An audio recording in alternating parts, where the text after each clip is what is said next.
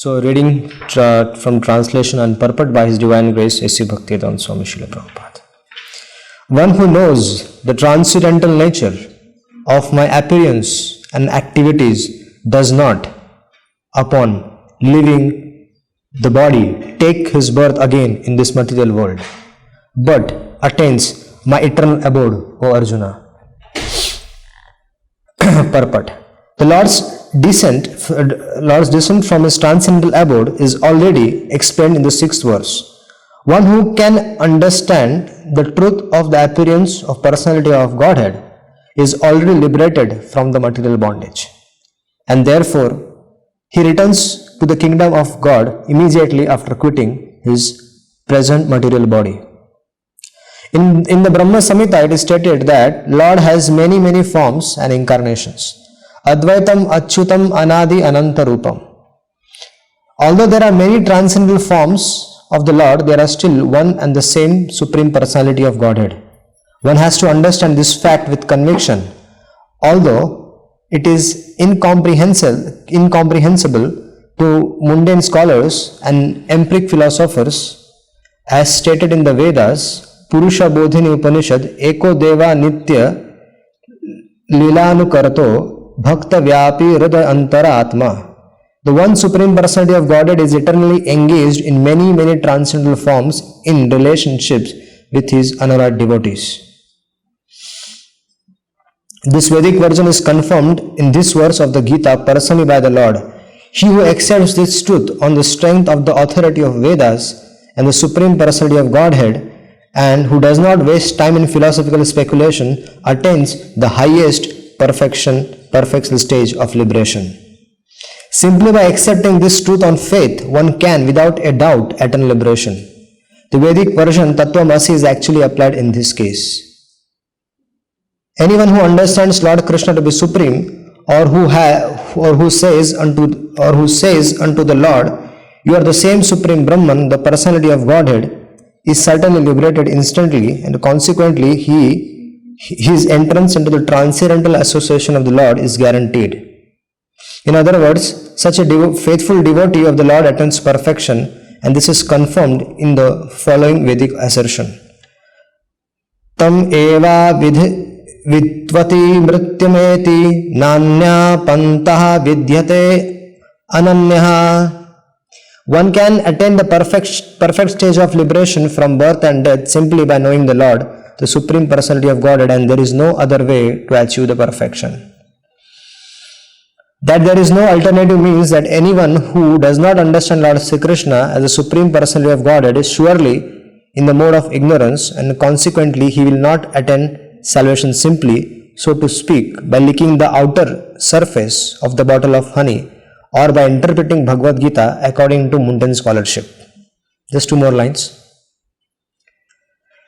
Such empiric philosophers may assume very important roles in the material world, but they are not necessarily eligible for liberation. Such puffed up mundane scholars have to wait for the causeless mercy of the devotee of the Lord. One should therefore cultivate Krishna consciousness with faith and knowledge, and in this way attain perfection. Thank you. Om Jnanatimirandhasya Jnanam Janam Shalakaya Chakshurunmilitam Yena Tasmai Sri Gurave Namaha. Mukam Karoti Vachalam Pangum Langayate Girim Yat Kripatamaham Vande Sri Gurum Dinataranam. Namo Vishnupadaya Krishna Prashtaya Bhutale Srimate Bhakti Vedanta Swamin Iti Namane. Namaste Saraswati Deve Gauravani Pracharine Nirvishesha Shunyavadhi Paschatya Deshatarine. Jai Sri Krishna Chaitanya Prabhu Nityananda Shri Advaita Gadadhar Shivasadi Gaura Bhakta Vrinda. Hare Krishna Krishna Krishna Hare Hare, Hare Rama Rama Rama Hare Hare, Hare Krishna Krishna Krishna Hare Hare, Hare Rama Rama Rama Hare Hare. Hare Krishna Krishna Krishna Hare Hare, Hare Ram Ram Hare Hare.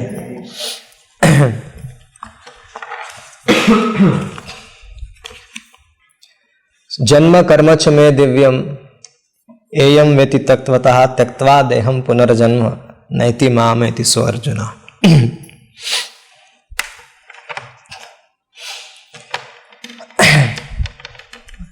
So Lord Sri Krishna, as per Bhagavad Gita, as per so many other scriptures, is the original Supreme Personality of Godhead. Krishna is saying here to Arjuna that please try to understand my birth activities, which are transcendental, which are not mundane. Now, if we see amongst us, our activities and the activities of the Lord, it's huge difference. How the Lord takes birth and how we take birth. When the Lord takes birth, He has various incarnations. Srila Vyasadeva has written in his various that Lord takes various incarnations. So in each time when he doesn't appears by the connection between his father and mother, he appears on his own will, on his own accord. But we take birth by the union of a man and a woman. We are born in that way. But Krishna, how is he born?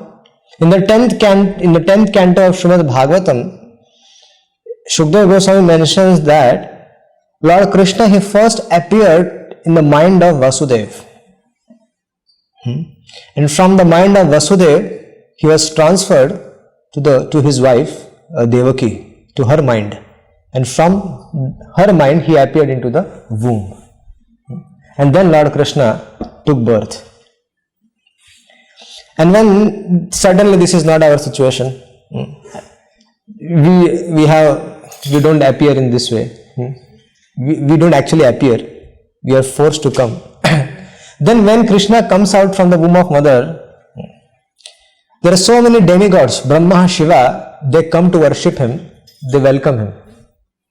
That thank you very much for coming here, because there are so many asuras, so many demons who are ruling the world currently, and we need your help to kill all those people. When we take birth generally in the hospital, and nobody is there to welcome us except for our parents. No, it is not that the Prime Minister of the country or the Prime Minister of or the President or all the ministers, they gather, oh, thank you very much, you are such a special personality who has appeared. No. No such situation. Then, out of fear, the demons, they tried to kill Krishna, because they all know, Kamsa especially, he comes to know that Krishna has appeared. So he starts sending demons. At the age of 6,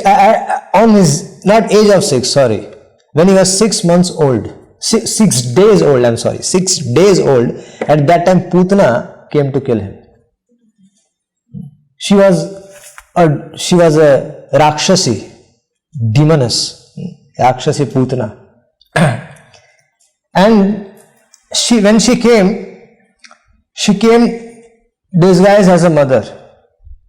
Initially, Putana thought that let me enter Vrindavan with my Rakshasi, demoness way I am as it is, with this own original form.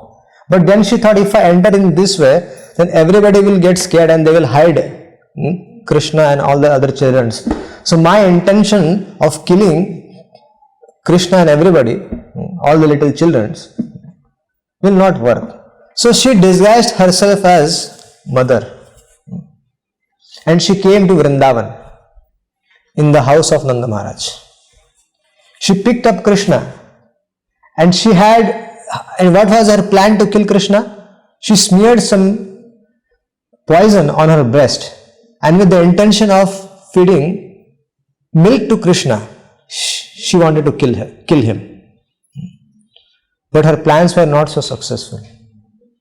Krishna accepted her service. She was performing service in 2 ways. Even though she was a demoness and she came with the intention of killing Krishna, still Krishna saw the two good things in her. The two good things were she came as a mother, in a dress of a mother. Krishna's mother used to wear the similar kind of dress, so she came in similar dress. And then she was doing a motherly activity of an attempt to feed Krishna milk. So Krishna accepted her service. He accepted the milk. And in return, what did Krishna do? She completely freed her from the cycle of birth and death. She was a demoness and she had done so many sinful activities in her past. What were her sinful activities? She used to eat only flesh, pure flesh, that too of young children. She used to not drink mineral water. She used to drink blood from the children. And she was not associating with saintly persons. She was associating with similar kind of people of her nature. And Krishna accepted her as a mother and gave her a position in his own house. Are we like that? If somebody comes to kill us, and will we give him a place in our house? Or suppose if somebody comes with a gun here and tries to shoot all of us, will we, even after so many years passed by, will we keep faith in him and will we allow him to stay in the temple? No. Or will we allow that same person to be in the house? No, we don't have that compassion. Krishna, he is of that nature. Even if somebody is trying to kill Krishna, he is giving her in his own house to stay.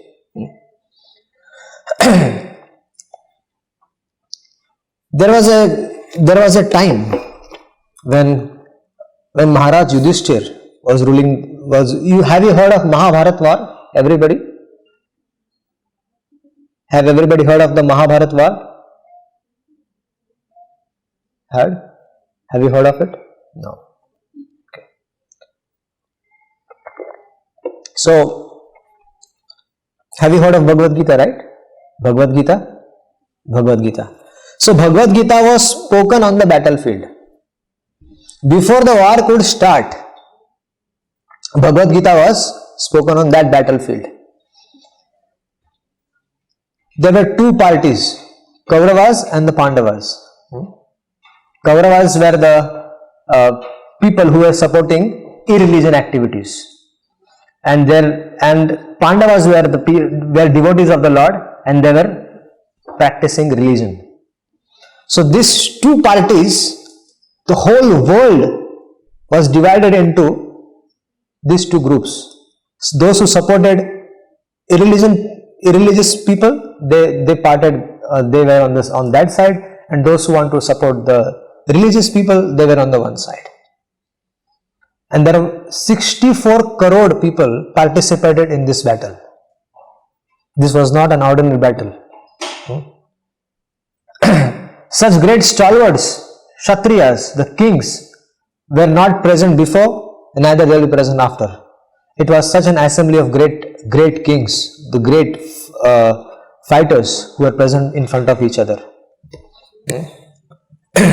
And Lord Shri Krishna, who has spoken this verse was where it was spoken? In the middle of that battlefield. Arjuna, here this is a picture of Krishna and Arjuna. If you see in the front of Bhagavad Gita, there is a picture of Krishna as his chariot driver and Arjuna. So, Krishna is the supreme personality of Godhead, but he has agreed to become a chariot driver of Arjuna. Why? Out of love for his devotees. When the war was declared between these two parties actually were one family. So, when the war was declared, from both the parties, one member, Arjuna and Duryodhana, they went to Krishna to seek some help in the war. That we want some help. So Krishna, he saw Arjuna and he proposed Arjuna, look, if you want me in the battlefield, I am not going to pick up any single weapon. I won't fight in the battle. I will just witness the battle. If you want me, if you want me, I am available. And Duryodhana, who was on the other side, he thought, what is the use of this Krishna if he is not going to fight? It is better. The other option was that he accepts the military of Krishna. So Arjuna took Krishna as his chariot driver, and Duryodhana he took his military, Narayani Sena, his military. So this way Krishna helped both the parties, because both the brothers were linked with Krishna. He was the brother for both of them. So Krishna helped them in this way. So Krishna asked Arjuna, what a fool you are. What kind of a fool you are? That you had a chance to take my Narayani Sena, my whole so many lakhs and lakhs of soldiers were available for you, but you accepted only me, who is not going to even pick up a weapon. Arjuna said, I don't want anything. If you are going to be my chariot driver, I can win this whole world. If you are with me, I have all the strength with me. You just sit and you become my chariot driver, and I will manage the whole show. I will, by your mercy, I will kill everybody. So the war was on. The war was on, and you can imagine it, when the war is going on. You might have seen in the movies as well, that when the war is on, they are in the opposite. There is some space in the middle. So Arjuna, he proposed to Krishna that he wants to see who has come to fight with him. So Krishna took his chariot in the middle of the battlefield, so that Arjuna can see. This Arjuna, he can see who all have come. And Arjuna saw that all his relatives, all his grandfather and everybody have come to kill him. So he then said to Krishna, what is the use of this fight? That if even after this fight, even if I am victorious, these people for whom I'll be, these people will be no more. They will die. So whom will I rule? So I don't want this kingdom. I don't want to fight. So Arjuna, he kept his bow and arrow, and he decided not to fight. So Krishna, right in the middle of the battlefield, spoke this Bhagavad Gita to Arjuna. And this Bhagavad Gita was heard by all the people who were assembled there in the war. Everybody heard Bhagavad Gita. It was an arrangement made by Lord Krishna with the help of Vayudev. He took precaution that everybody hears Bhagavad Gita. Was Krishna's sound vibration was entered everyone. Even Bhishma Pitama, Dronacharya, everyone. People understood by their own ways, but yes, it was heard by everyone. Now, Krishna spoke Bhagavad Gita to Arjuna, and Arjuna got convinced to fight. Now, after the war was over, Maharaj Yudhishthir all the Pandavas became victorious, and Maharaj Yudhishthir was supposed to take the kingdom. Maharaj Yudhishthir, his brothers. All these terms might be very new for some of them, all these names, but at least hear them. Because these are the personalities who are very dear to Lord Krishna. So even if their names goes in our ears, will be purified. So Yudhishthira Maharaj, he was supposed to become the emperor of the whole world. but he didn't want to. Before the war, Arjun was disturbed that he don't want to fight. And after the war, when Yudhishthira Maharaj saw that most of the people in the battlefield were killed, that too because of him, Yudhishthira Maharaj decided he doesn't want to take up this kingdom. He said, what is the use? Then Lord Krishna started convincing him. Just like he convinced Arjuna before the war, he started convincing Yudhishthira Maharaj. But this time, Yudhishthira Maharaj, even the Supreme Personality of Godhead, Lord Shri Krishna, was trying to explain things to him, he was not accepting what Krishna was saying. Very surprising. If Krishna is trying to convince somebody and he is not getting convinced, very unusual, right? But yes, because Krishna had some plan. After some of the sages assembled there, they also tried to convince Yudhishthira Maharaj to take up the kingdom. That you are on the side of religion and you have followed religion, and this war place because it was the desire of Lord Krishna. So whatever has happened by his will. So there is no need for you to worry for anything. But still Yudhishthira Maharaj was not accepting this fact. Then Lord Shri Krishna said, is it okay with you if Bhishma Pitamaha,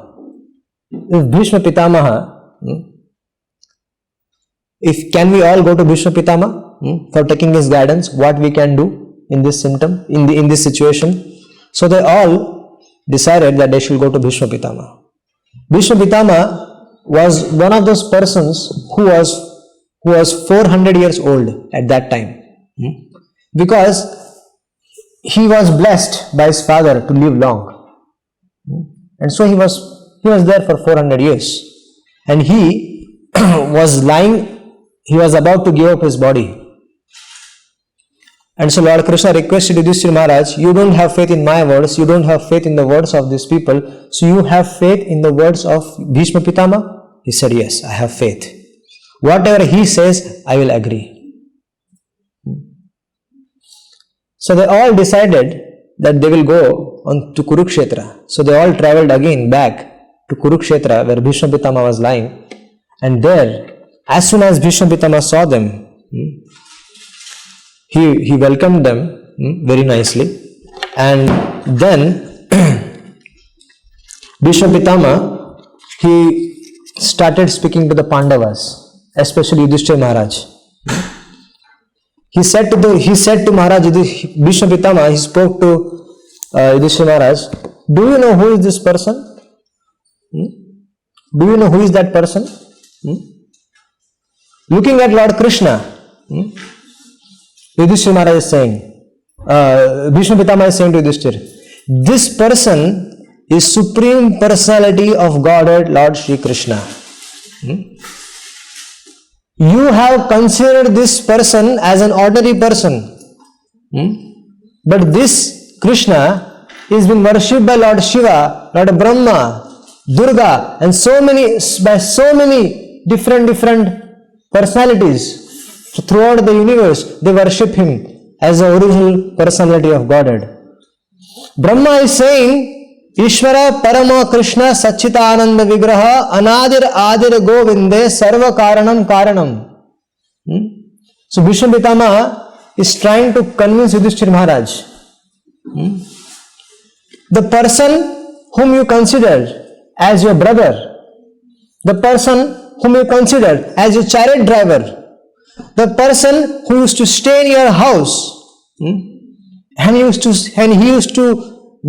to welcome guests on your behalf, considering this as his family.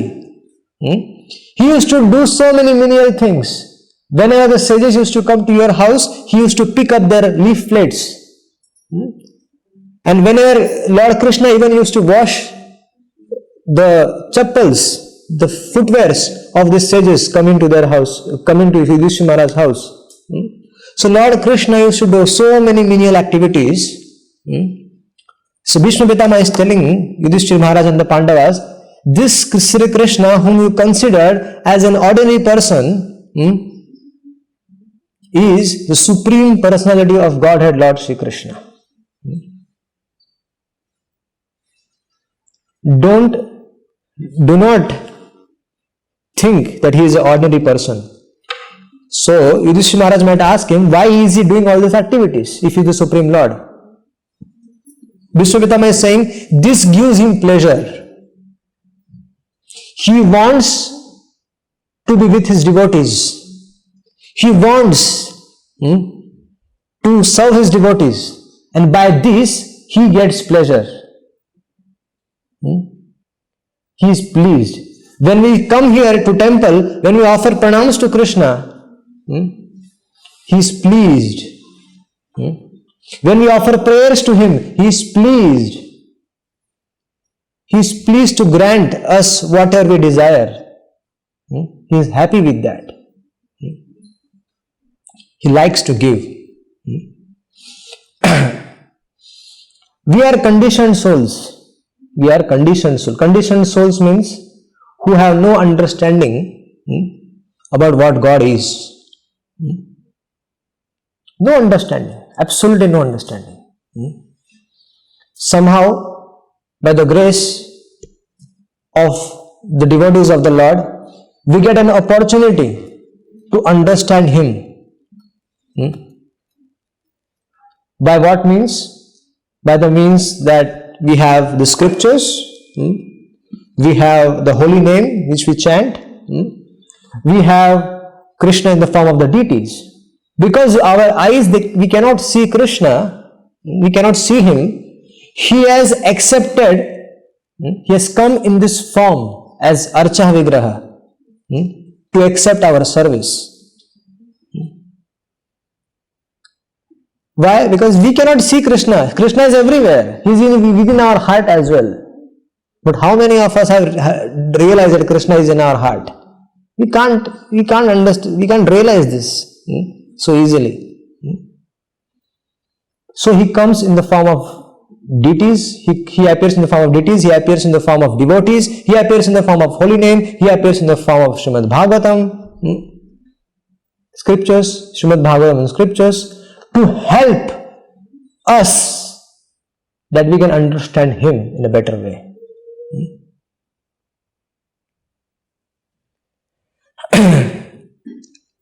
And when we render service to Him, initially we might not have faith that Krishna is there. But keeping little faith in the devotees, because they have faith. They have faith that Krishna is there. So keeping little faith in them, if we offer our pranams to Him, if we glorify Him, if we do kirtan for Him, gradually, we will get some sukruti and we will realize that yes, He is present. We'll feel His presence gradually. As we chant our rounds, when we chant His name, we are purified. When we eat His prasad, we are purified. When we sing in the kirtan, we are purified. When we read about Him, we are purified. And gradually our purification occurs in our heart. And then we can experience His presence in the form of deity, in the form of holy name, in the form of the scriptures. Then we should know the faith has increased, and then what has to be done now? Krishna is saying, try to understand my birth activities. And by doing this, if you do that, you will be freed from this conditional life. So Krishna is requesting us, if you hear about me, about my activities, which are the activities? About His birth, and so many of the pastimes are there in Bhagavatam, Krishna books, so many other books. We have these books to be distributed here. So if we keep faith and if we take shelter of this book and we try to understand Him, then He is telling that He will free us from this cycle of birth and death. If we carefully see, we are in this cycle of birth and death. Now we are heading towards death. We have already taken birth some years back, and now we are on our way towards death. Someday, gradually, we are becoming old. Those who are old now, if they experienced 20 years before what they were, certainly there is a huge difference now and then. The body is changing, the body is becoming old, and gradually we are heading towards death. So, if we want, and when we die, what happens? We give up this body and we take up another body. So, if we want to perfect our life, Krishna is saying, before we die, if we become his devotees, he will accept us in his abode, the spiritual world, Vaikunta or Goloka Dham. Bhishma Pitama, when he was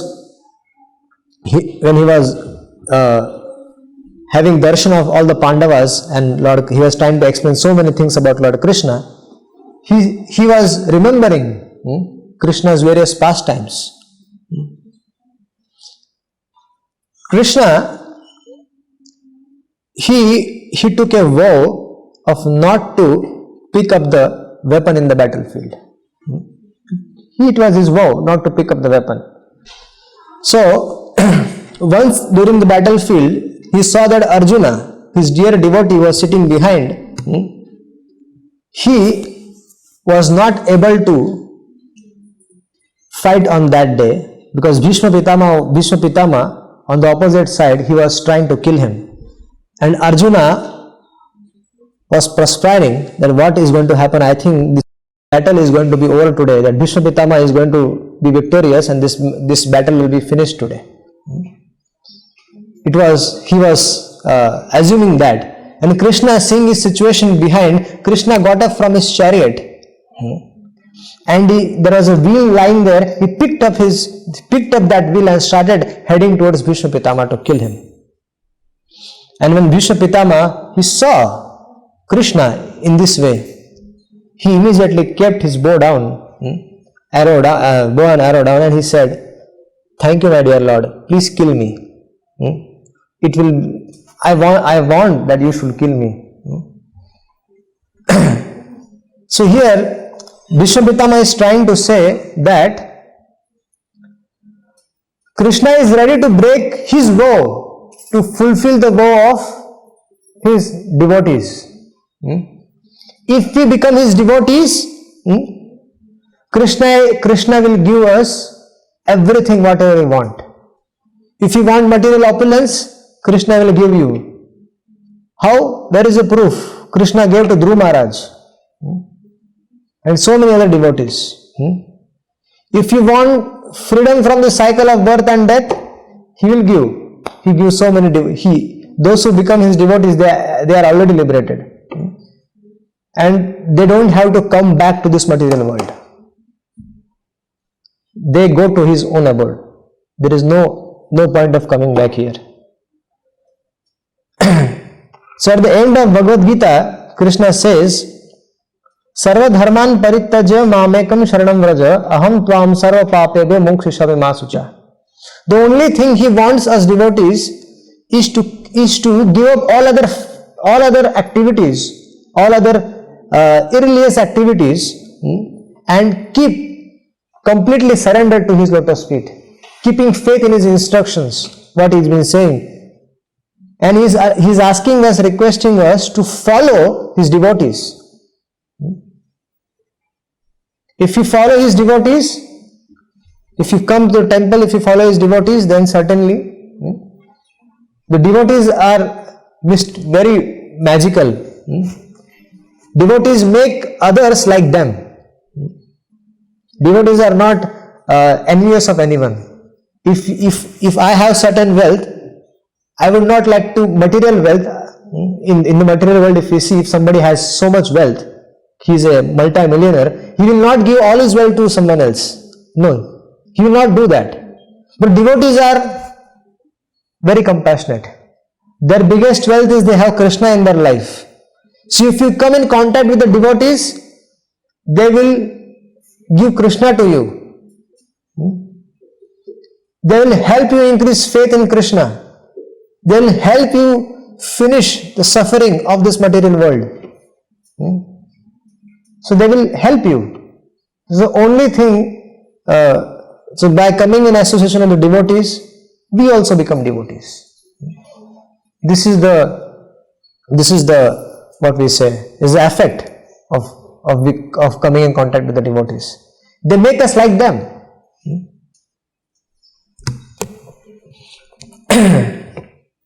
So we request all of you that you are here, so please come regularly. There are so many nice devotees here.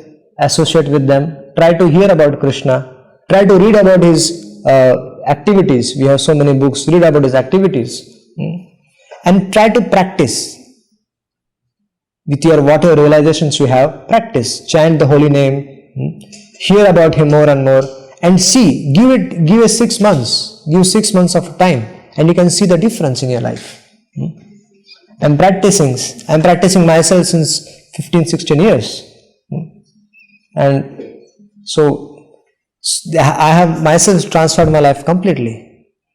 So we request, and there's so many devotees here, if you see, their past and their present, it's completely different. They're so blissful, they're so happy. So we are requesting the society, His Divine Grace A.C. Bhaktivedanta Swami Srila Prabhupada, when he was 70 years of age, he came from India to the Western world. And when he came to India, when he came from India to the West, when he initially started preaching about Krishna consciousness, people started telling him, you are saying no meat eating, no gambling, no illicit sex, and no intoxication. You are this, no will not work here. Nothing will. You have to allow everything. Then people will listen to you. Srila Prabhupada said, I have not come here to take association. I have come here to give them. I have come here to benefit all of them. There might be everything is there here except for Krishna. So I have come here to give Krishna. And if they want to be free from this miserable conditional life, then they have to accept what I am saying. And Srila Prabhupada, this simple process of he simply glorified Bhagavad Gita. He spoke about Krishna to all the newcomers. He didn't know anyone in US, but he simply spoke about the glories of the Lord. And the Western world, they kept faith in his words, and they followed him. They followed. It was difficult for them to give up meat eating, sex, intoxication, and gambling, but they gave up. They gave up for a better life. They knew that this life which they are practicing, the current situation in the life is miserable. They are unhappy. If we ask ourselves, we might pose ourselves externally very happy, but if we ask inside within ourselves, we are all unhappy within our heart. And whatever we do, in whatever relationships we go, in so many relationships we go, none of the relationship is satisfying to our heart. None of them gives happiness. Because we cannot control our mind. How can we control the mind of others? It's very difficult. So, here, Srila Prabhupada, he presented Bhagavad Gita, Bhagavatam, and everybody chanted, and gradually there is a big transformation. Then he traveled throughout the world. 14 times he circumnavigated the whole globe and made thousands and thousands of people into devotees of Lord Krishna. From age 70 up to 81. In 11 years, this old man transformed the whole universe. He established 108 temples all over the world. And so many lakhs and lakhs of devotees today are connected with this. There are 700 temples currently throughout the world who are preaching Bhagavad Gita as it is. As it is means, As Krishna spoke to Arjuna, as it is we are presenting it for the benefit of the people. But people will be benefited if they follow it, if they read it. If the food is kept in front of you, but if you are not eating it, it won't benefit you. You have to eat it. So we have so many centers here. We have a center here as well.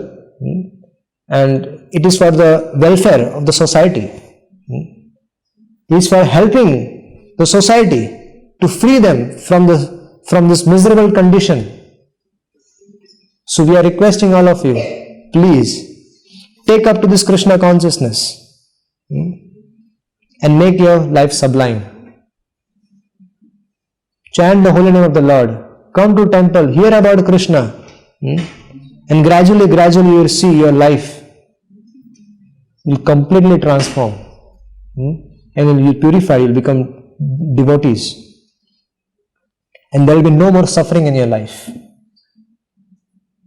All the sinful activities which you have done in the past, everything will go. All the sins will be removed simply by chanting the holy name of the Lord. There is nothing to worry. Whatever short life we have, whatever little we have time left with us, we should utilize that time. The businessman, what he does, he tries to, in a small amount of time, he tries to do good business and try to get good profit. So this body of ours is there with us for only little time. Only little time we have this body. In this little time, we have to achieve the maximum profit what we can achieve from this body. And by engaging this body in such an activity by which we won't be able to suffer later on. If we become devotees of Krishna, then our next life will be with Krishna. If we become demons, what do I explain what are demons? Those who eat meat, those who eat flesh, those who do gambling, intoxication and all these activities, then by the law of karma, one gets next body according to that. So we have to choose what we have to do. If we are careful in our dealings, then we can certainly make our life sublime. And if we become devotees, we can be saved. And if you don't become devotees, don't worry. Krishna is not going to say that I am not going to feed you. He will feed you nicely. Everything will be. Krishna doesn't want forced love from anybody. No. Those who are devotees, he is taking care of them nicely, and those who are not devotees, he is maintaining them as well. It is not that he is putting a gun on your head. You become my devotee. No, he is not doing that. He is a father. Tameva mata cha pita tameva, tameva bandhu cha sakha tameva, tameva vidya devanam cha tameva sarva mama deva deva. He is our father, he is our mother, he is our everything. So will our parents, if we misbehave with them, will our parents keep us hungry? No. Still, the mother will come and give us the plate. She'll still feed us. So Krishna is like that.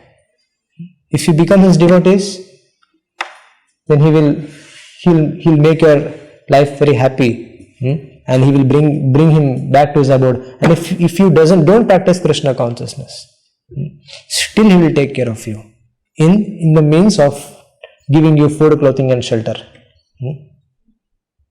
But you will be suffering in this world. That part he cannot take. That he will remove the suffering only when one surrenders to him. So if you really want to be happy within your heart, then you have to become devotees. Okay? Thank you very much. Hare Krishna. Anybody has questions? I'm not quite habituated with speaking, to be very frank. In India, we speak to, there are people who come new to the temple first time, or they are very beginning of the Krishna consciousness, we speak to them. but I have I'm not, for this first time for me in Europe, and I don't know how I was able to relate with you all, but I might try my best by the mercy of Srila Prabhupada. Please, Prabhu. I was wondering, from an extended perspective, I mean, I'm living here as a devotee, and I can relate very well in all what you said, but I remember in the beginning of my Krishna consciousness, I thought in spiritual world or in transcendental consciousness, there is no war, there is no killing, there is no all of that. But in the lecture, in Kurukshetra, and like this we hear, there are all that. And I think for normal people, they might think, okay, I'm happy to go to the transcendental realm, but not to hear about killing. And so how can that be transcendental? Can you just shed a light for those who might have? Yes. Krishna, there are two businesses when Krishna come here. When he comes from his abode to this material world, he has two businesses to do. First business is to give pleasure to his devotees. Second business is to kill irreligious people. Kill them. Who are troubling the general populace. It is his business to kill. Nowadays, people claim they are God. Though we want to propose them, those who claim they are God, then why are still, if you are God, then why are still irreligious activities going on in this planet? Because when Krishna was there, he right from his 6th day of his birth, he started killing. Because that was his activity. He has to finish the demons before he wanted to establish religious person as a king. That's why he established Maharaj Yudhishthira, because he was the follower of dharma, he was the follower of religion. That's why he killed so many rascals in the battle of Kurukshetra. It was Krishna's arrangement that all these rascals come together at one place and I will kill them all. To establish principle of religion. Yes, you are right. There is, in Lord Krishna's abode in the spiritual world, there is no envy, there is no fight, there is nothing. It is a very sweet place, loving place where Krishna's pastimes always go on. And when a soul, when he goes there, he becomes one of the associates of the Lord. But here it is not the situation. Here, so many irreligious people, and because of these irreligious people, the religious people lose faith.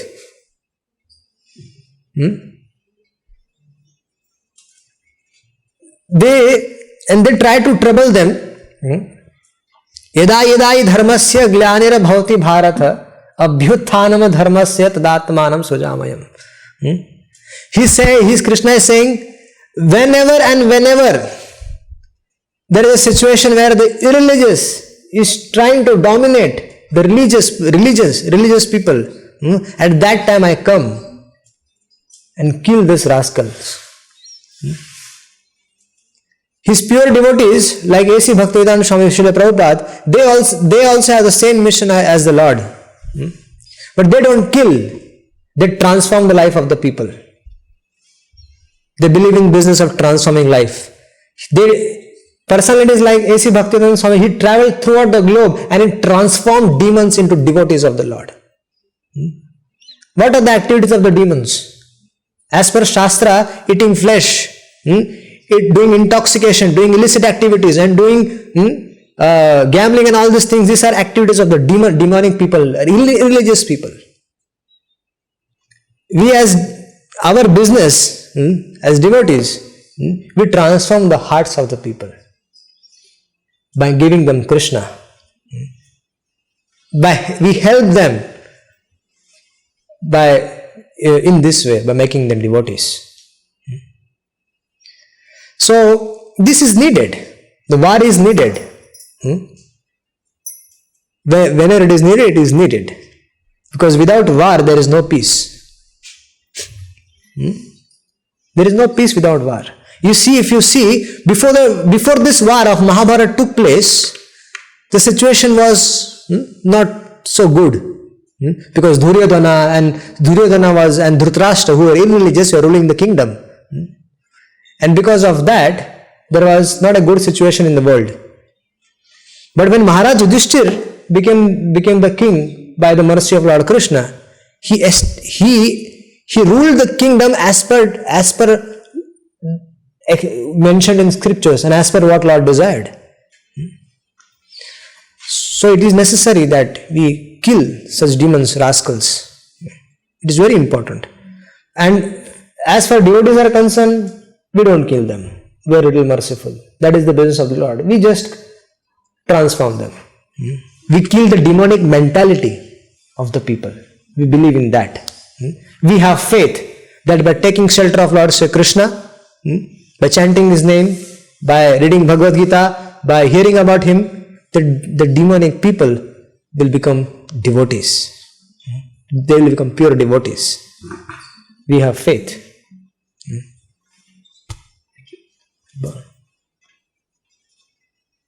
Any more questions?